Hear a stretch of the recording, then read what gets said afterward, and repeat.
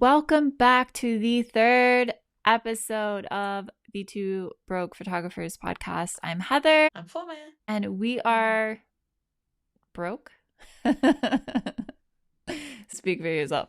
Okay, so today we're going to be talking about how to build a portfolio that actually gets you work.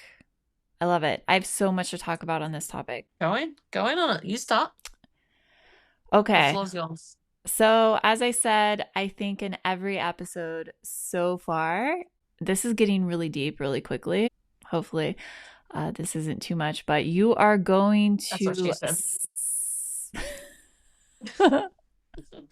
You are going to sell whatever you show. So, whatever is in your portfolio, and your portfolio can be on Instagram, it can be on your website, it can be on your phone that you show people when however you're starting out.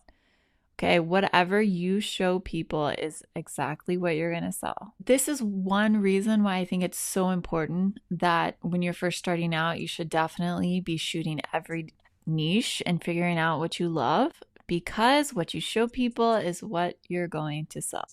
So when you decide you love events, show them events. They're going to book you. But maybe we should go backwards a little bit, because I think a lot of people are wondering, well, how do I get my first event? How do I get these things and events, or how do we get those gigs that I can put on my portfolio? Now, I know a lot of people are going to get mad about this, but you're going to work for free. And that sucks, but I think it's just the reality of it. People are not going to pay you when you've got no experience. You might be able to tag along with another photographer, but as we said last week, local photographers sometimes hate you. You're the new guy. You're annoying. They don't want to take you with them. So unless you have a photographer friend that actually likes you and will take you along, you're working for free. And even then, when you're working with your friend photographer and going along with them, you're working for free anyway. For easy things like events, doing your family's events, someone's engagement party that comes up and they didn't want to pay for a photographer or a videographer, you jump in on that. You have the first birthday of a child, they never pay a photographer for that, very rarely. Jump in on that. The baptism that you see, go and offer to do it, whatever you can. I'm not necessarily saying you need to be the first photographer. The amount of events and family things I did as just a guest, I wasn't the photographer. I'm not saying you even have to tell the person. You can go to a friend's wedding with your camera. You might look dumb, but hey, you're practicing and you can post them because it's a public place. Don't be one of those photographers that get in front of the real photographers at the wedding. Yeah. That's not what I meant. That's not what I meant. I just mean in the background, you could be taking a photo of your nieces with your camera. Like when they're finished with the main photographer and they're looking super cute. And I know because I've done this. I followed around the nephews and nieces with the camera. The main photographer was out somewhere with the bride and groom, and the leftover family that was sitting around, I said, hey, come under this tree, come over here. And I was playing around with lighting and I practiced in that way. So you can take your camera around even to events that have photographers booked, but just be off to the side. Do not interrupt the main photographer and practice. And that way you can get different people and faces and things like that. When it comes to the other niches, pet photography, you can go literally to the park and find a pet and get a zoom lens and take a photo of a pet. You can ask someone sitting in that park, hey, can I get a quick shot of you and your dog? You look so lovely. I'll send it to you. With a big enough zoom lens, you could sit in the park across the way and take photos in the other park of somebody's pet. You really could. If you don't have to be that Probably close. don't do that for legal reasons, but don't be weird. Don't be creepy. Tell the people you're taking their photo. Tell them you're taking their photo and offer to just, hey, this is also building, she said this last week, it's building your Instagram following and building your social media and your network. Go have a card ready or have your Instagram ready and say, hey, if you message me on Instagram, I'll give you the photo. And they'll obviously follow you because you got their dog, their dog's photo and they're excited. If you see a cute family at the park, for example, say, hey, can I take a family photo for you? I'm just practicing. I'll send it to you. Now, look, some people might be very private and they'll say, sorry, no, thank you. We don't want to be on the internet. Because they know when you mention the Instagram that I'll send it to you via Instagram, that's automatically telling them you're going to post that. So that's a little hack for them to kind of accept. If they say yes, they're comfortable with Instagram because they know they're gonna find it there. So if you want to put them on your social media, make a hint of it in person that you might, even though it's a public place and legally you're fine, it's about respect. Make a hint to them that it will be on social media and get their approval. But that's an easy way to get families, park, dogs and animals, events, tag along to family events. Done. You've done 3 categories in like a month. Easy. So you can definitely do, like you said, go out, find people, ask them. Another way that you can build your portfolio is by doing model calls. This could be paid or unpaid. It can be an actual family, or it could just be an actual model that you find online, or even someone that you know. Like you mentioned before, get your nieces and everyone from the wedding. But this is something that if you do have full creative control and you've gone out, you can find a model, you can decide exactly what you want for them to wear, and then you can decide on the location, you can take your time, you can do poses. So you're also learning at the same time, but you're also getting exactly what you want because, again, what you show is what you're going to sell.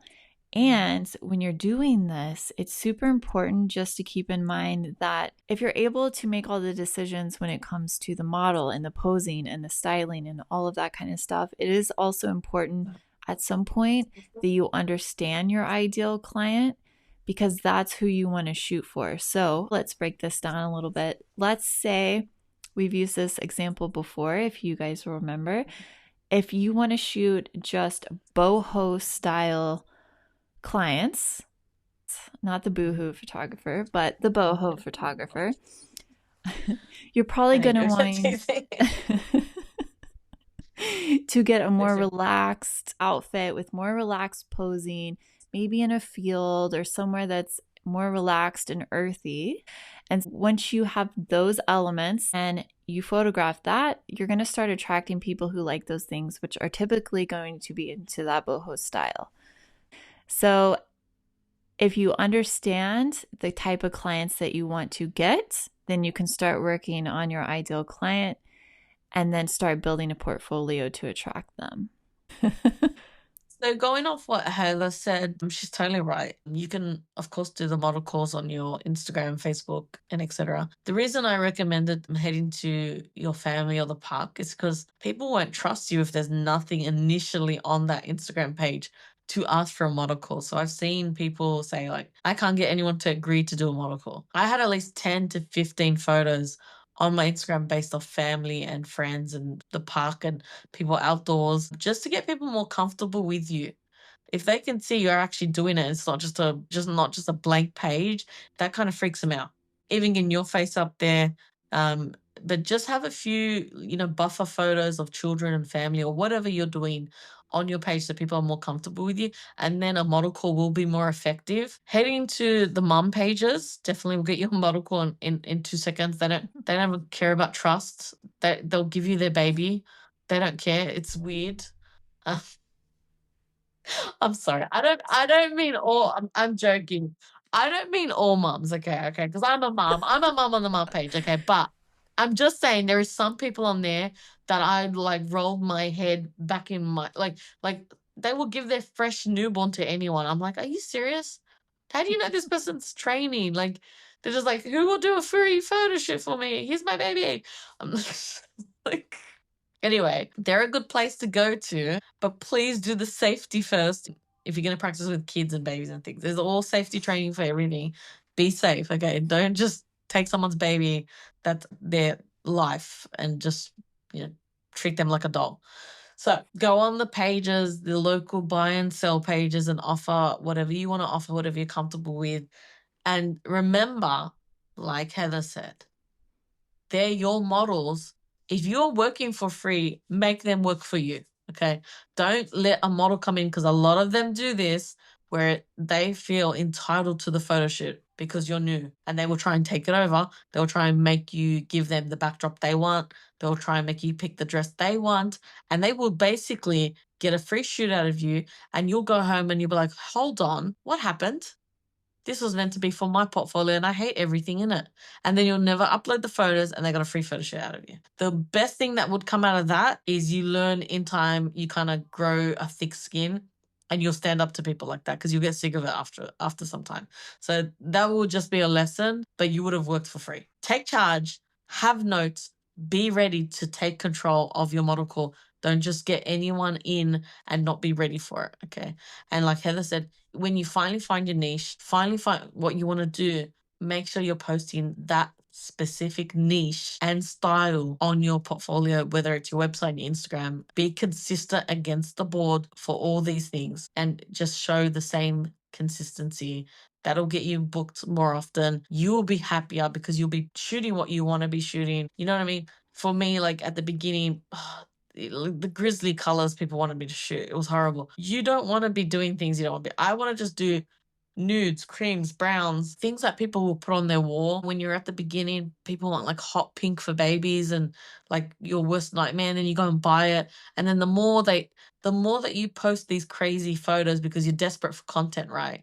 Because that's the only reason you post it when you're like, oh, but I need a photo today. The more you post it just because the sake of having content, the next person's like, well, I like, you got hot pink on there. I want fuchsia with a green and like all these crazy things. And you're like, oh God, I can't get away from this. Till one day you just delete all of it and you just pray to God you get customers. And that's what everyone usually does. But I'll wrap this up and I'm just saying, get your model calls with a purpose. And that purpose is the tones you want, the colors you want, the setup you want, and then post consistently what you want to be shooting. I saw a post on a Facebook group actually this morning, and a photographer was saying that she was just starting out and that she put up a post for a model call. And when she did, she put up inspo pics, so inspiration, mood board photos, and said, this is what I'm looking for and what I want to do. And according to her, a local photographer sort of just went off on her and called her out and, told everyone that she should be blacklisted and blah, blah, blah. Was she using her photos or? Yeah, for not using her photos, but just using photos in general. I guess she had pulled them from Pinterest or whatever. I do want to say be very careful when you are going for model calls online. You only want to use your own work. You don't want to use someone else's work. When you're advertising or when you're promoting your business, you want to make sure that you're not violating any copyright laws. So it's really important. And I know that's very hard to hear because you're like, wait, hold on. How am I supposed to tell this person what I want to achieve if I can't post it? Describe it in the advertisement that you're posting to everyone. And you can send that person a private message like, I want to do something like this, but never ever post a photographer's work when you're looking to book someone in for a model call or anything else, because you will learn with time what it means to you when someone's taken your work. You won't realize now and you think, oh, it's harmless, whatever, but you'll realize later, just don't do it. Don't mess around with someone unless you ask the photographer.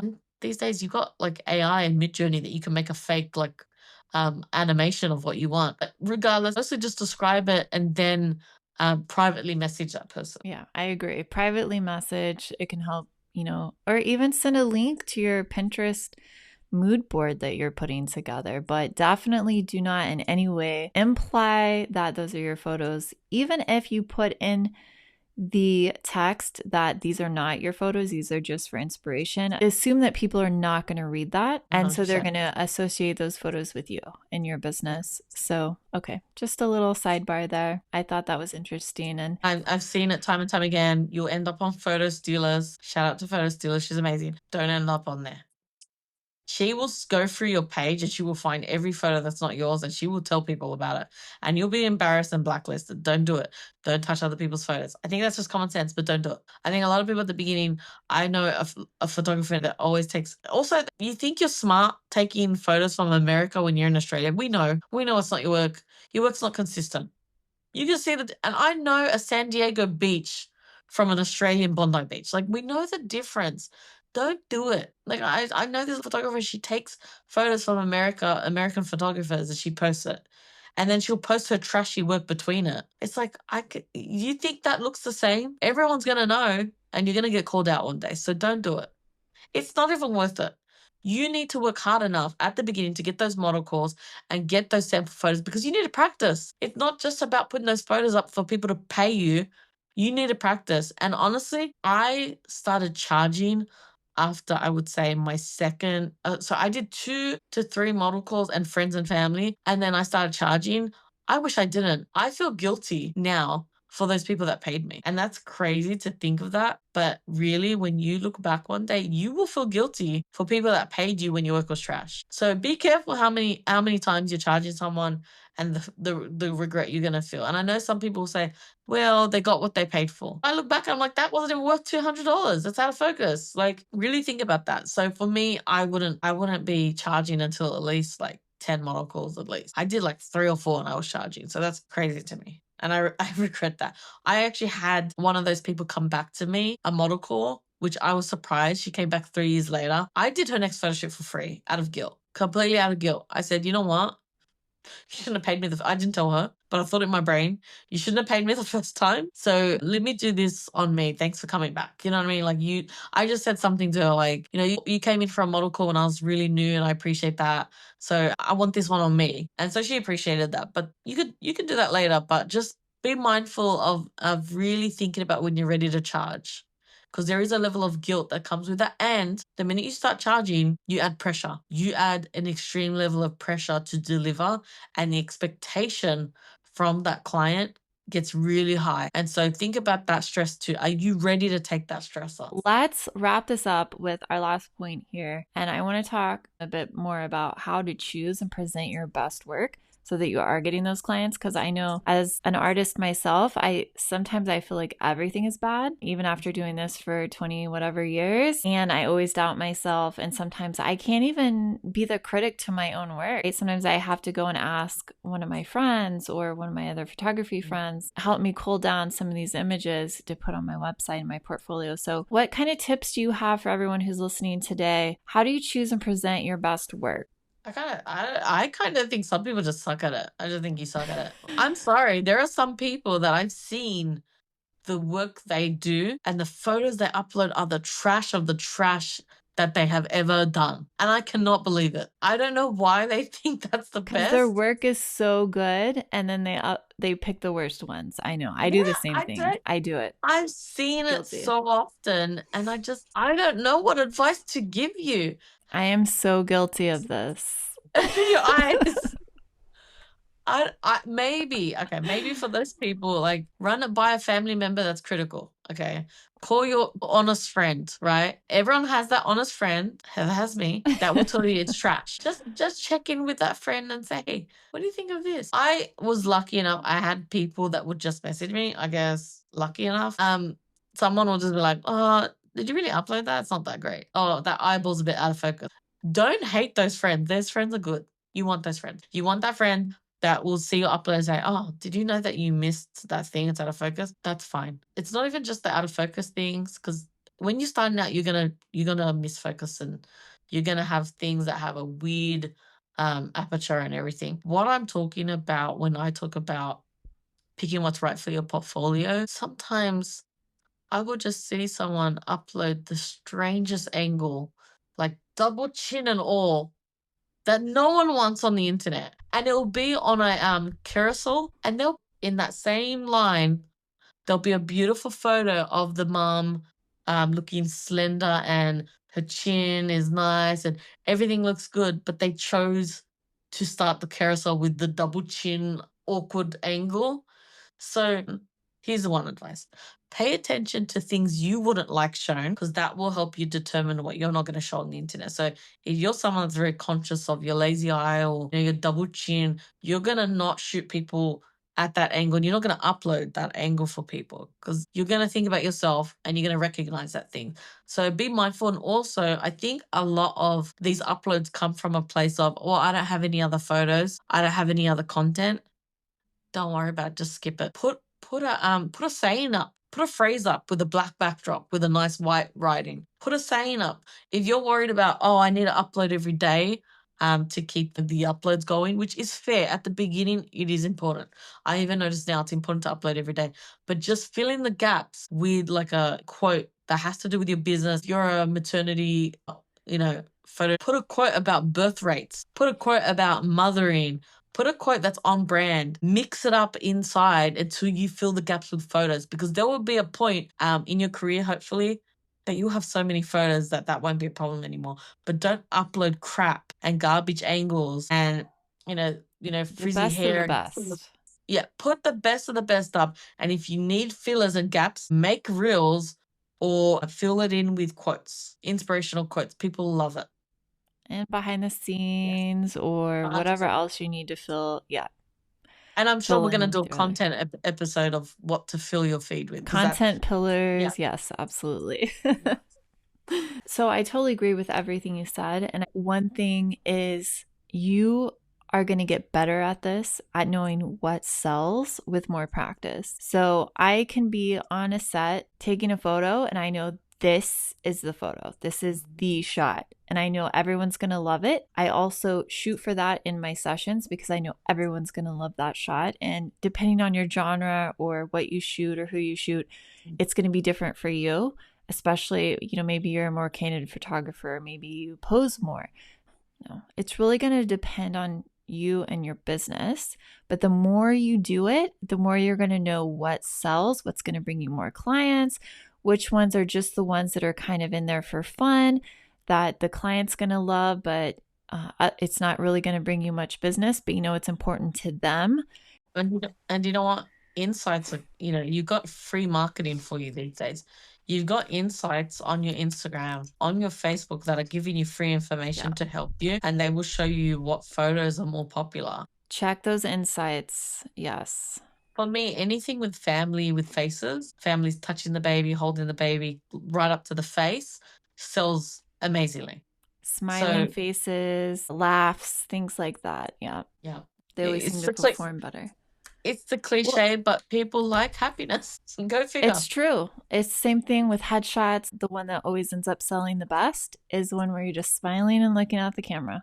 Like, I know it's crazy, but that's usually like the shot. For me, it's a little bit easier. And I think I have a better sort of learning curve because I do IPS. So we go over the shots together. So I get live feedback on every single shot and help my clients narrow them down to the ones that they want printed and the ones that they want to keep. So that's definitely a huge help. That is something I've always been jealous of with IPS. IPS is in-person sales.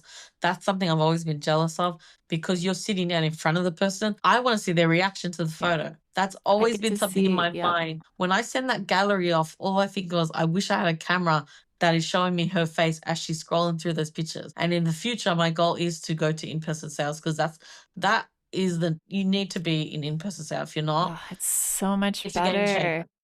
100%, it's a game changer. I will say when I'm sitting there with someone and there's a photo I think they're going to like and they're like, kind of about it, they're not as excited as I am, I can be like, why? Like, what is it about that specific photo you don't like? And they're like, oh, I just don't like the way my hair is right there. And I'm like, oh, well, we can totally fix that.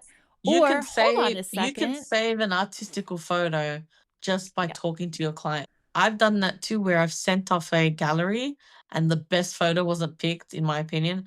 And I called them up and I'm like, did you not finish your gallery before you sent me the selection? Oh, no, we finished it. I go, did you see image 57? What do you mean? I'm like, the one where your baby is underwater and he's smiling? I haven't done that. The best shot ever. I'm just saying, like, the most amazing thing ever. Have you seen that? And they'll be like, oh, I didn't. Oh, God. I had this one client one time. I called them up and I said, did you see that photo? How good it was? She's like, yeah, it was amazing. I just didn't like the type of smile he was doing. And I'm like, what do you mean? Your baby's 6 months old. She had a particular smile that she enjoyed him to do, and that was not good enough. In some cases, you can do a mouth swap. Like, that's possible. Yeah, that's true. So, you could save some images, but I was just amazed. So I've done that because it's like the best photo possible, but they're like, I don't like that. Yeah, it's not smiling. This one. I'm like, oh, shoot, hold on 1 second. And I'll pull up the one that's identical that was taken 2 seconds before with them smiling. And that's the one. And how this kind of relates to your portfolio, this is kind of later on, but you could save a lot of images by talking to your clientele. Because I personally don't upload what my clients haven't selected because I don't want them to just take it off my Facebook. Sometimes I do. If they haven't selected it, I'll just edit it for my Instagram. And I know in my mind they're going to just take it. But try and encourage them to get the best shots, because then you don't have to Yep. also edit on the side for free. So if you get them to get the best shots, you've got the best shots on your portfolio, and you're not leaving anything on your social media for someone to take. Because at the end of the day, if you upload something, they're going to just take it off there and keep it, and you're not going to get paid for it. So like I said, you got to get paid for everything. Keep that in mind. But Agreed. And yeah, assume that it's going to be screenshotted and probably printed if you publish it.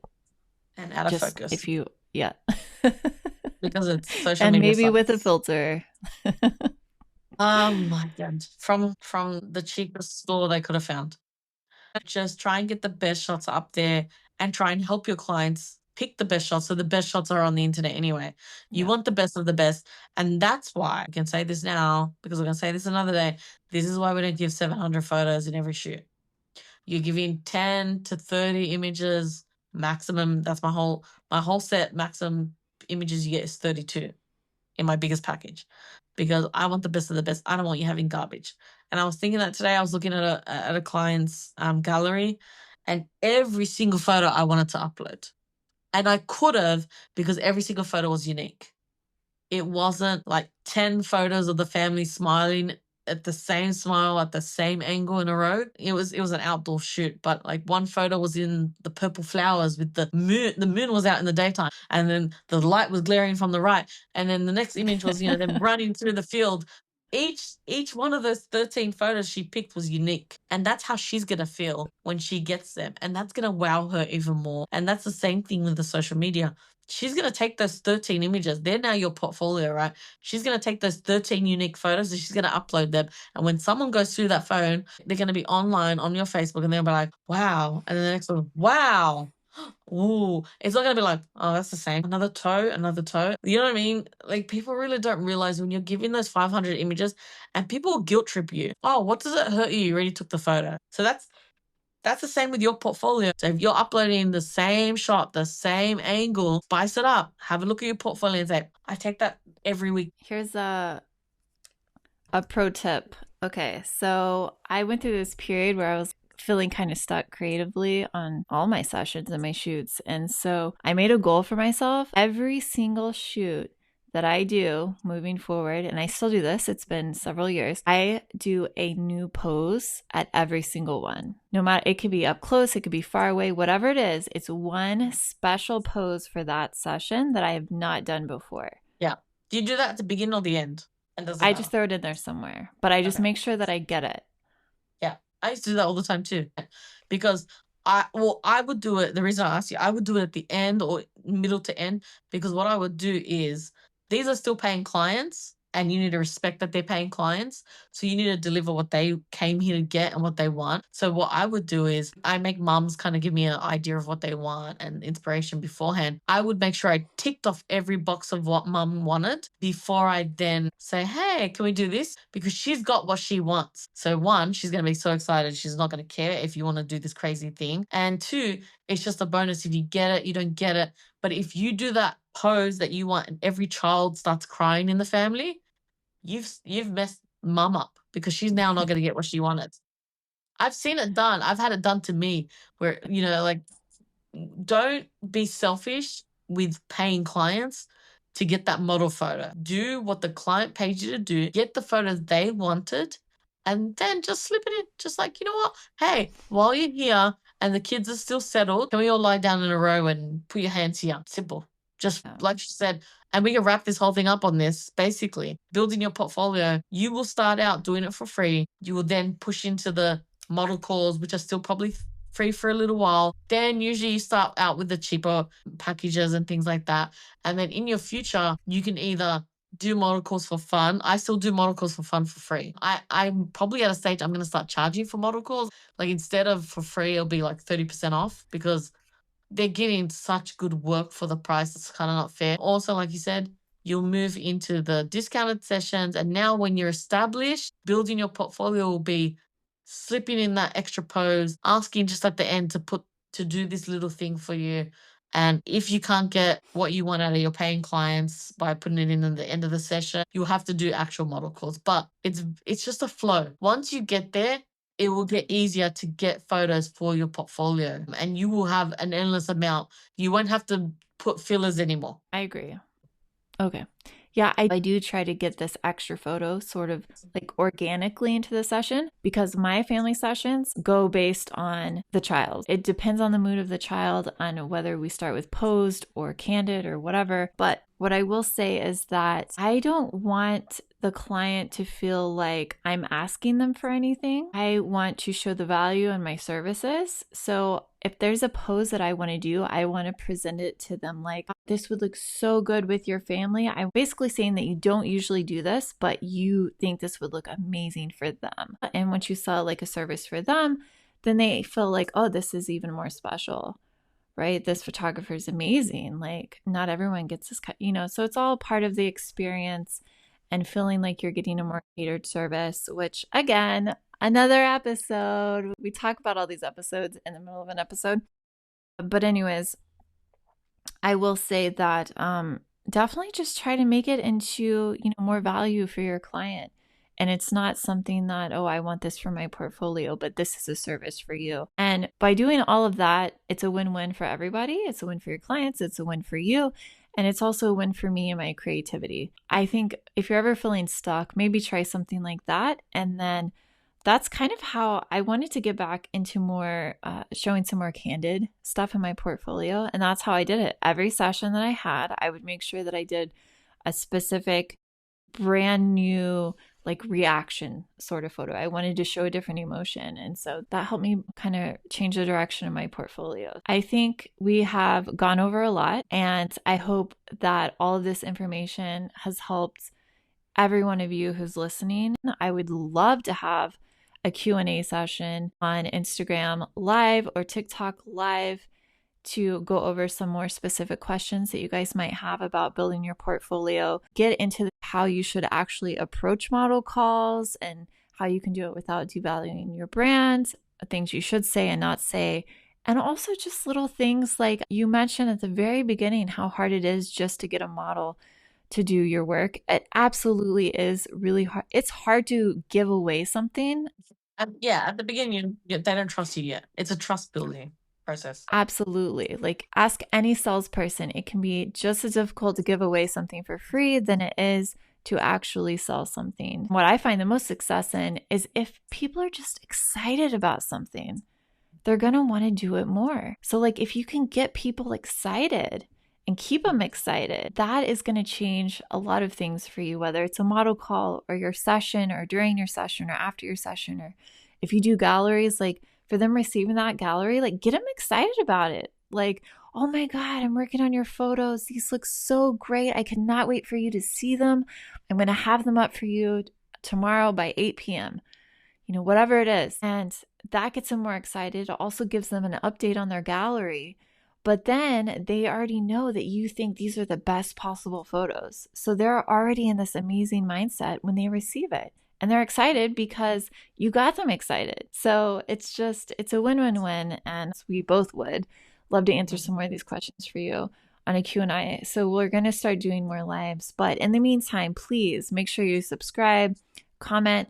And what's a good question today for commenting? Well, I think let's have the newbies read the stories, and let's have our seasoned veterans tell us, have you ever had a model call go wrong? So whether you had a control freak, you had someone late, disrespectful. We know there's a lot that goes on in model calls. So tell us about your probably worst model call. And newbies, read and take it on because you're going to go through that soon enough. I'm sorry. So yes, please tell us, comment, send a carrier pigeon, whatever you have to do. We want to hear model calls. If it's traumatic, leave a gift that just summarizes. And we'll see you in the next episode. Yes, thank you guys for joining us. And until the next one, see you guys next Friday.